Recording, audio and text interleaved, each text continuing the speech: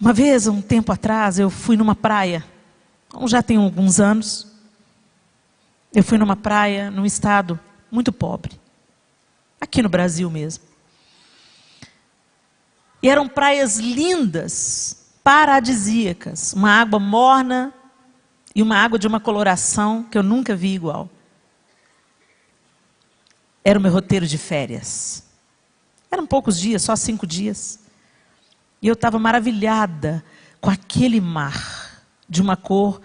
Eu nunca fui ao Caribe, mas pelas fotos que eu já vi do Caribe, é uma cor que se assemelha ao mar caribenho. Água com uma temperatura única. Que lugar bonito. Mas foi impossível não notar crianças de 2 anos. Crianças que ainda usavam fraldas, mendigando pelas praias. Teve uma que eu perguntei, quantos anos você tem? Ela fez assim para mim. E eu fiquei olhando, você está com fome? Eu não ia dar dinheiro para uma criança que talvez estava sendo explorada por um adulto. E eu dei algo de comer para ela. E ela pegou aquilo e saiu da praia e atravessou a rua sozinha. Eu estava longe quando eu vi, não acredito que ela... Peraí, menino! Já foi. Que vontade de pegar aqueles meninos e trazer para casa. Nós temos um país que dificulta tanto a adoção. Tanta burocracia pela adoção. Tanta burocracia, tanta papelada, tanta coisa para um casal adotar uma criança. Mas elas vivem pelas ruas. Só que algo surpreendente e chocante tomou meu coração naquela ocasião. Por mais compadecida que eu tivesse, eu não queria ver aquilo. A gente não quer ver a miséria, né? Incomoda. Atrapalha as férias da gente. Roubou minha alegria. Porque eu fui para passar férias, eu fui para relaxar. E aí eu vejo um tanto de menino com menos de 5 anos de idade, mendigando, catando comida no lixo. Eu não queria ver aquilo. A gente não quer ver feiura, não é? Quem está comigo aqui? A gente não quer ver feiura, a gente quer ver beleza. A gente quer sentir perfume. Não é assim? Só a gente, que esse nosso querer está nos desviando do nosso verdadeiro propósito e vocação enquanto igreja. Enquanto Jesus deixou a perfeição e encarnou, e olha que põe mau cheiro nisso, hein? Mau cheiro de impiedade, mau cheiro de pecado, feiura, sujeira do ser humano, corrupção, abusos, roubo, abuso dos mais necessitados. Jesus viu muita sujeira, mas ele habitou entre nós. Do 0 aos 30, ele aparece uma vez, ele é citado aos 12, quando ele foi perdido da família e achado numa sinagoga. E o que ele fez nesses 30 anos antes de inaugurar o seu ministério? Foi gente, habitou entre nós. Foi ver de perto a nossa feiura, sentir de perto o nosso mau cheiro e derramar o seu amor. Gente, o nosso legado é esse. E quando a gente não cumpre a nossa vocação, a gente começa a cambalear e a adoecer. A gente começa a apodrecer. Por isso que a gente hoje, nos nossos dias tão egoístas, nós temos tanta incidência de doenças emocionais. Porque a gente só quer ver a blogueira rica, bonita e cheirosa. A gente só quer ver foto de coisa boa. A gente, quando vê aqueles filmes, tem uma menina que eu sigo no Instagram, a Jéssica Adelinos. Ela tem um trabalho lindo com crianças subnutridas. Mas os vídeos que ela posta, os posts dela são cheios de amor da parte dela, mas extremamente confrontadores, porque você vê aquelas criancinhas morrendo à míngua, com os bracinhos dessa finura. E a gente joga quilos de comida no lixo. Mas olha, eu não trouxe... Ah, Helena, que femininas mais para baixo. Que femininas mais para baixo. Para baixo, gente, é a gente viver o plano do inferno. De nos tornarmos egoístas, de nos tornarmos presunçosos, de nos tornarmos soberbos, arrogantes e fazermos vistas grossas para aquele que está à míngua do nosso lado. A gente precisa retomar o nosso lugar e ter relevância na nossa sociedade. Ah, Eliana, mas não é de obras. Nós não somos salvos pelas obras. Mas você está querendo só ser salvo, querido? Eu estou querendo mais do que ser salva. Alguém virou para mim e falou assim, e se tudo isso que você fala, esse Jesus que você prega, e se tudo isso for uma mentira? Eu falei, se tudo isso for mentira, no final das contas eu vou ter vivido uma vida com mais significado. Eu vou ter criado melhor os meus filhos, eu vou ter amado mais o meu marido, eu não vou ter coisas para me arrepender, ter vergonha delas, eu vou ter vivido uma vida digna, uma vida que serviu ao próximo, uma vida que semeou esperança, uma vida que falou de coisas boas que a gente pode ser na vida uns dos outros, então vai ter valido a pena viver. A gente não vive só para satisfazer nosso próprio umbigo, gente. E aí a gente vai para a palavra de Deus e você não precisa de abrir, mas você pode anotar para depois você conferir o texto. Mateus 25, a partir do verso 31. E o texto bíblico diz assim, e quando o Filho do Homem vier em sua glória, e todos os anjos com ele, então se assentará no trono da sua glória. E todas as nações serão reunidas diante dele, e apartará uns dos outros, como o pastor aparta dos bodes as ovelhas. E porá as ovelhas à sua direita, mas os bodes à esquerda. Então dirá o rei aos que estiverem à sua direita, vinde, benditos de meu Pai, possuí por herança o reino que vos está preparado desde a fundação do mundo. Porque tive fome e deste-me de comer, tive sede e deste-me de beber, era estrangeiro e hospedaste-me, estava nu e vestiste-me, adoeci e visitaste-me, estive na prisão e fostes ver-me.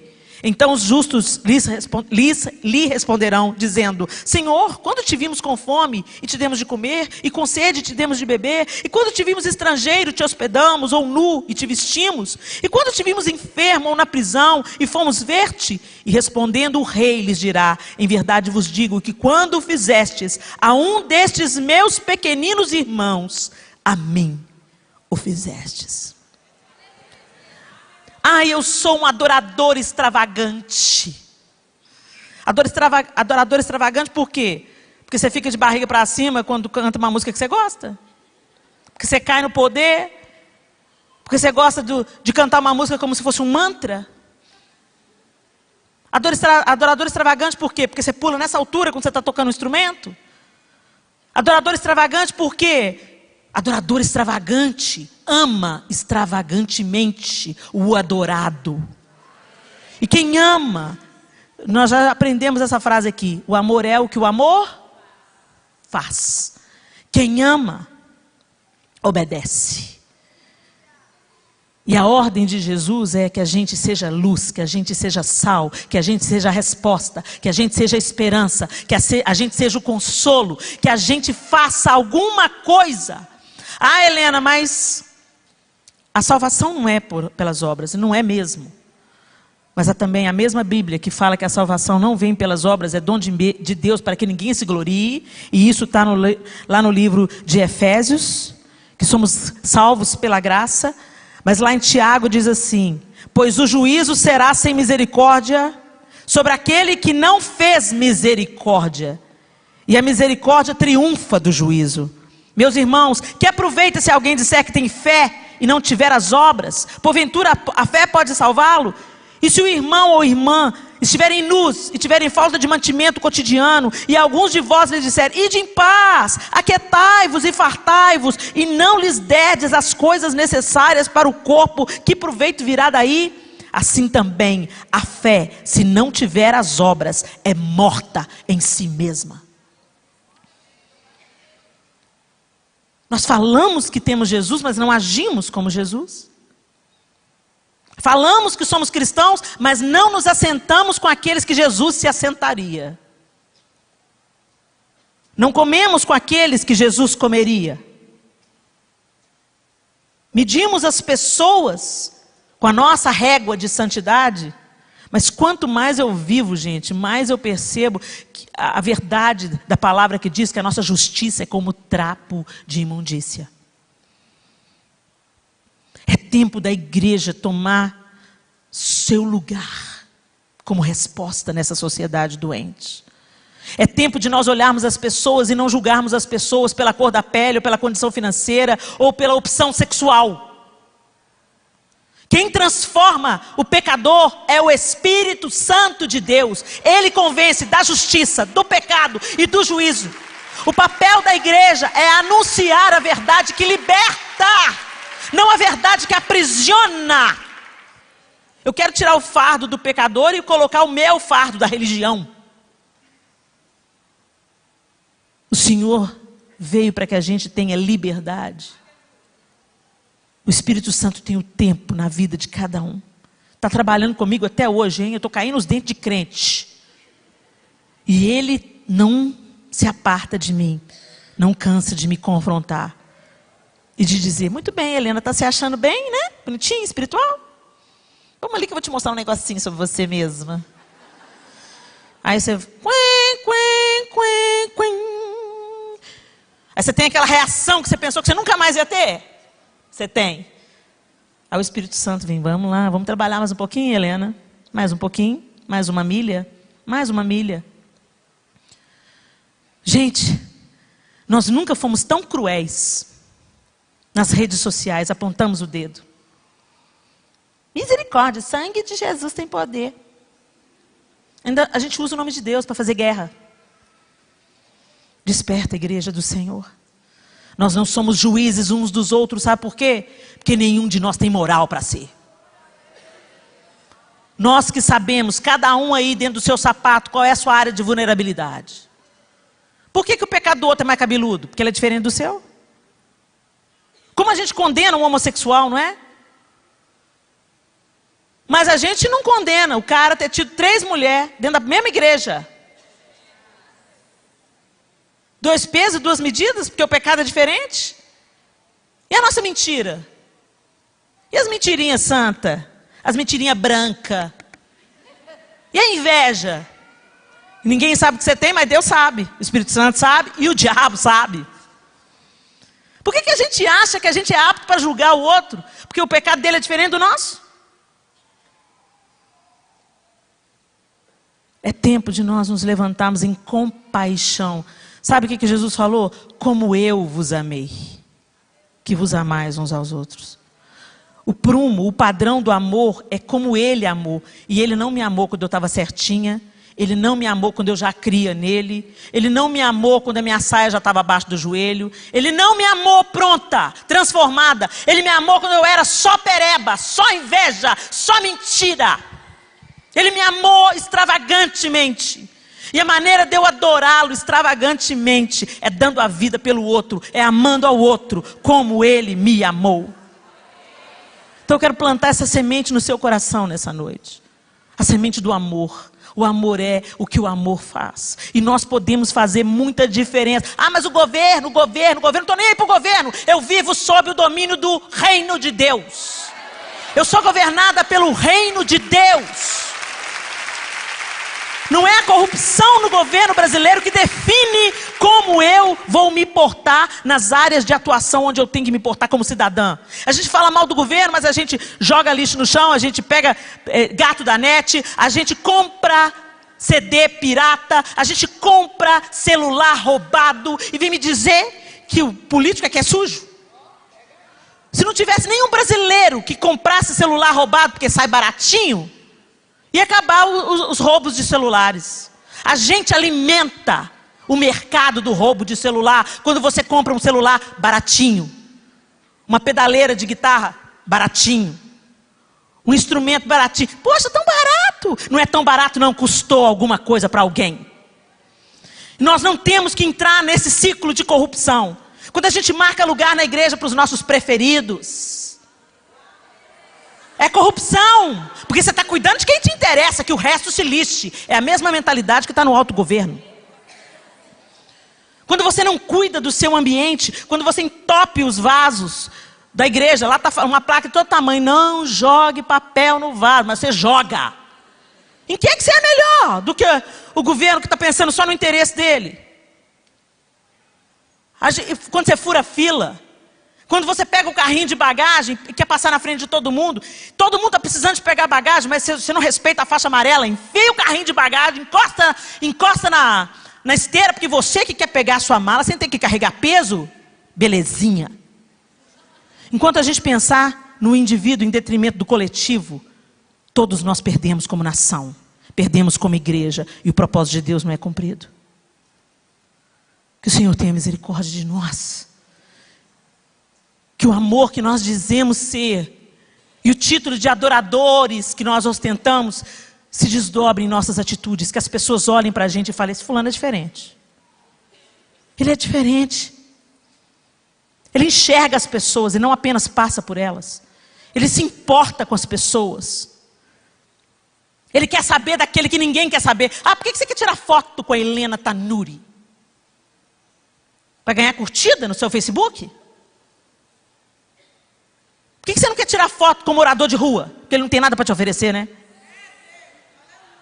Vocês estão entendendo?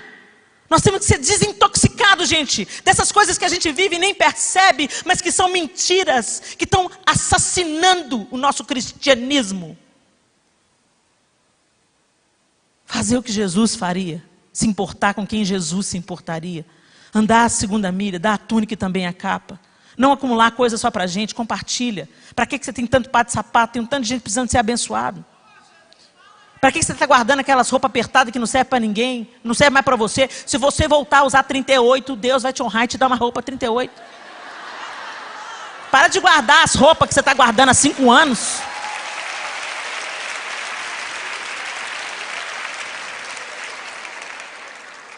Pastora Madalena, ó, cuida lá do Ministério Elas.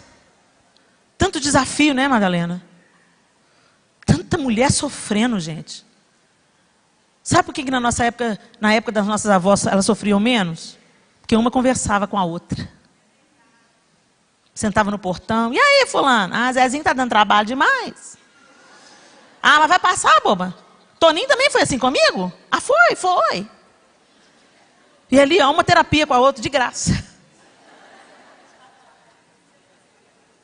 Mas hoje a gente não quer ouvir, a gente não tem tempo, né? Eu estava compartilhando com a pastora Simeia ali que eu estou muito insatisfeita com a vida que eu estou levando. Ano que vem eu vou puxar o freio de mão com força. Porque eu preciso de ter tempo para parar e olhar as pessoas nos olhos novamente. Eu preciso de ter tempo para tomar um café com aquela amiga que está passando uma luta pessoal. Eu preciso de ter tempo para visitar o bebê da amiga que nasceu. Eu preciso ter tempo de orar com o enfermo no hospital. Eu preciso de ter tempo para passar um tempo lá na estância recebendo oração. Eu preciso de ter tempo para ser gente. Porque se eu não conseguir ser gente, eu não sou habilitada a ser uma ministra do Evangelho de Jesus Cristo. A maior parte do ministério de Jesus, ele viveu no meio das pessoas. Gente, para de tirar foto, porque quando vocês tiram foto, sabe o que a gente quer fazer? Entrar na salinha e sair fora de vocês. Eu quero olhar você, eu quero te ouvir. Ah, Helena, que bom, você vai orar por mim. Até nisso, né, gente? Por que vocês acham que a minha oração é mais abençoada que a sua? Deus é o mesmo que escuta a minha oração, escuta a sua também.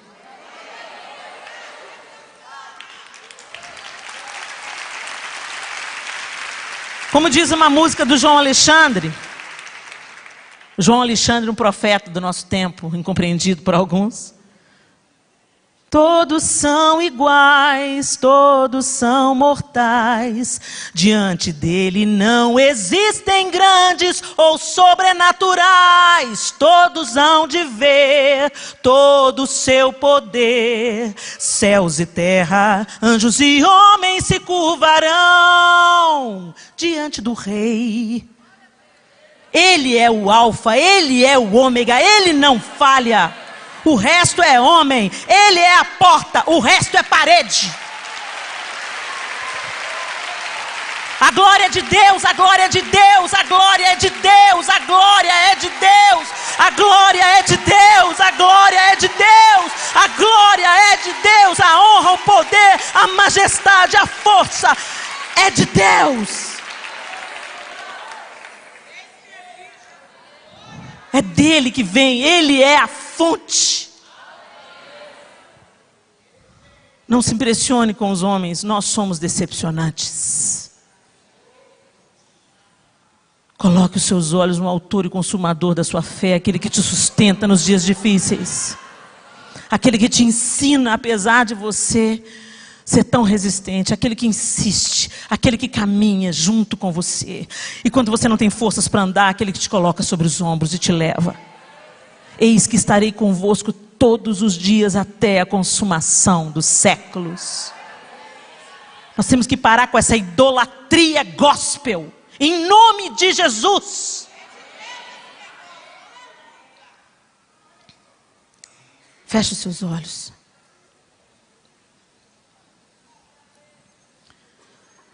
Ah, Deus, tem uma fonte que flui do teu grande amor. Nós queremos essa fonte, Senhor. Nós queremos essa fonte. Eu não sei que cristianismo você está vivendo,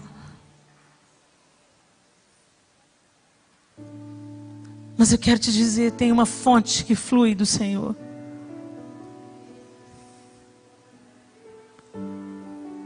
Só Ele pode matar a sua sede. E Ele disse assim: aquele que beber da água que eu lhe der, nunca mais terá sede. Mas Ele continua: eu serei nele uma fonte a jorrar para a vida eterna. O Senhor não quer apenas te salvar, Ele quer te fazer resgatador de outros, anunciador de boas notícias, profeta da vida. Ele quer fazer de você sal. Sabe o que o sal faz? Dá sabor. Há uma comida sem sal é tão difícil de engolir como muitos crentes por aí. Deus não precisa da sua régua, Ele tem a dele. A dele é perfeita, plena, porque ela contempla aquilo que o olho não vê e que o nosso coração não sabe. Ele quer fazer de você uma fonte de amor, uma fonte de compaixão, de generosidade. Ah, como a vida ganha significado quando é pelo outro, quando não é só para a gente.